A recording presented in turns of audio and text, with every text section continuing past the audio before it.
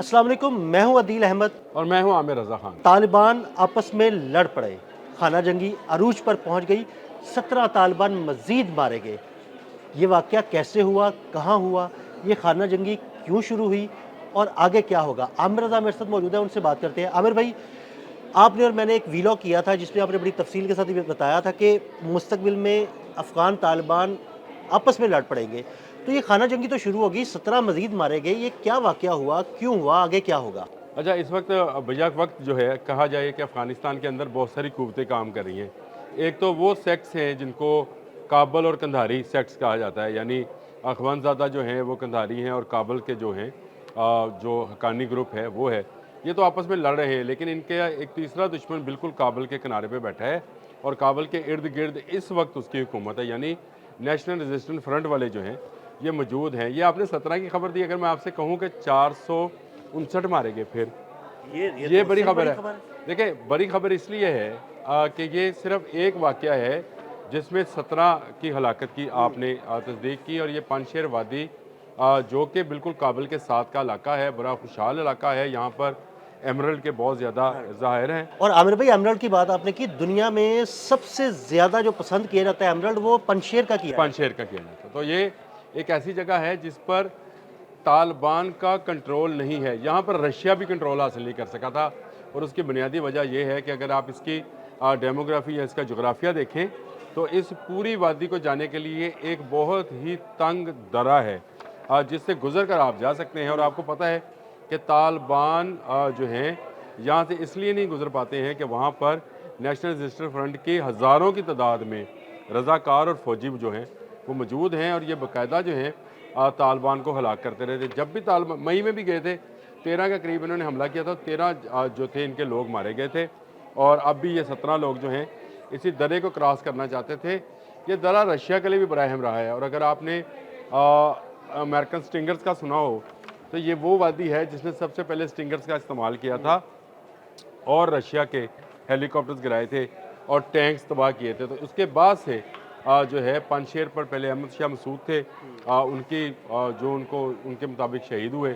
उसके बाद उनका बेटा जो है इस वक्त वहाँ पर मौजूद है, और वो उनके पास जो कुव्वत है हर आने वाले दिन के साथ बढ़ती चली जा रही है। मैंने और आपने एक व्लॉग किया था, मैंने कहा था काबल की कई चौकियों पर उन्होंने कब्जा हाँ किया, जी, बिल्कुल। मारा, मारने के बाद उन्होंने कब्ज़ा अपने पास रखा, उसकी वीडियोज़, उसकी तस्वीर बनाई, तालिबान को जलाया और वापस अपने ठिकानों पे चले गए, यानी उन पहाड़ों पे चले गए, उन ऊंचाइयों पे चले गए जहाँ पर जाकर वो बैठते हैं और दर्रे में से जो भी गुजरना चाहता है उसको मार देते हैं।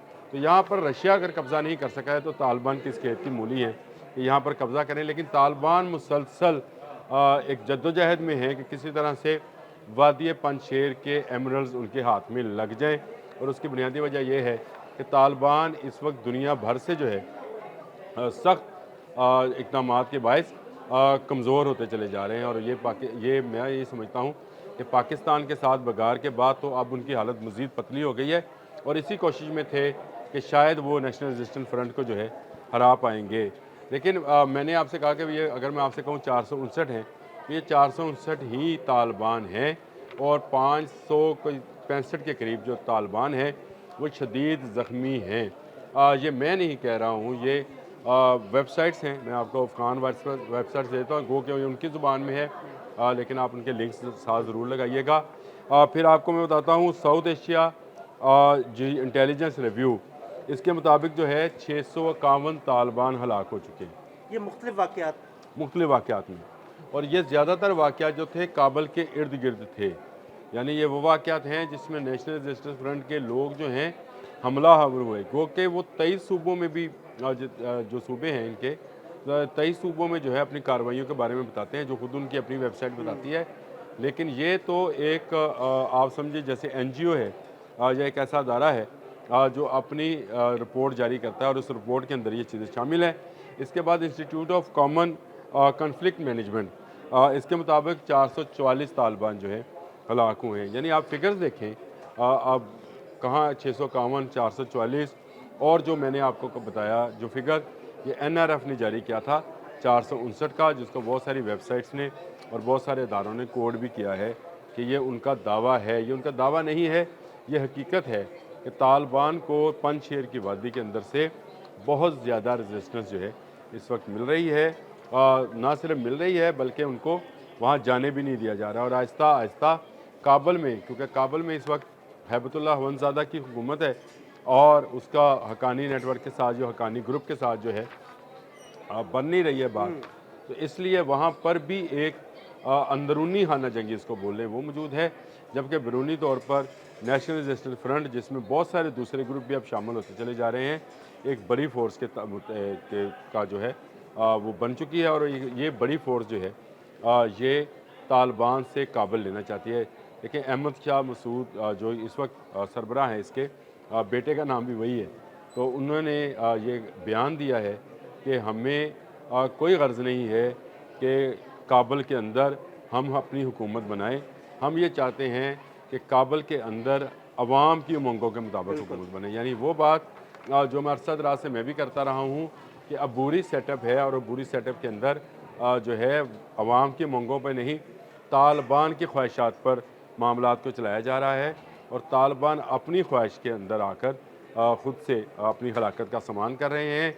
अब उनके अंदर भी फूट है, क्योंकि गुर्बत, अफलास, बेरोज़गारी और अद्वियात की कमी जो है वो तालिबान के जो सेक्ट्स हैं, मुख्तलिफ ग्रुप्स हैं, उनको लड़ा रहे हैं। क्योंकि हक्कानी नेटवर्क जो कि दाखिला के मामलात को देखता है, इसमें सारे के अंदर जलालुद्दीन हक्कानी जो हैं, ये ग्रुप जो है इनका कहना है कि जो दहशत गर्दी है, ये दहशत गर्द हैं, चाहे वो TTP के हैं, चाहे वो खुरासानी ग्रुप है, चाहे अलकायदा है, चाहे दाइश है, इनको तालिबान सपोर्ट यानी काबुल गवर्नमेंट जो है सपोर्ट ना करे, क्योंकि बैरूनी दुनिया से शदीद दबाव जो है वो सामने आ रहा है। और इस दबाव के नतीजे में जो इनके बाहर बैठे करिंदे हैं या इनके एजेंट्स हैं या इनके दहशत गर्द हैं, वो भी दबाव का शिकार हैं। जिस तरह से पाकिस्तान में इनके ख़िलाफ़ कार्रवाइयाँ हो रही हैं, ईरान में हो रही हैं, ताजिकिस्तान है, उज़्बेकिस्तान है और रशिया का हमने परसों ही किया था। तो कौम मुत्तहिदा भी अब इस बात पर आ गई है कि ये एक इंटरनेशनल दहशत गर्दों का गिरोह या ग्रुप है जो ये कार्रवाइयाँ कर रहा है। और इन कार्रवाइयों के नतीजे में जो है दुनिया का अमन ख़तरे में है।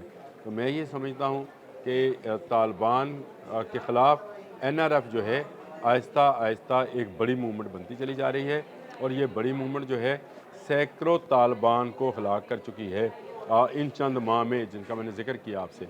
और इसके अलावा भी अब एक बड़ी कार्रवाई होने जा रही है।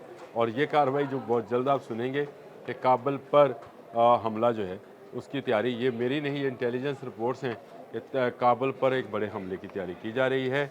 और इसी वजह से आपको तालिबान किसी न किसी जानब जो है झुकते हुए भी नज़र आएंगे।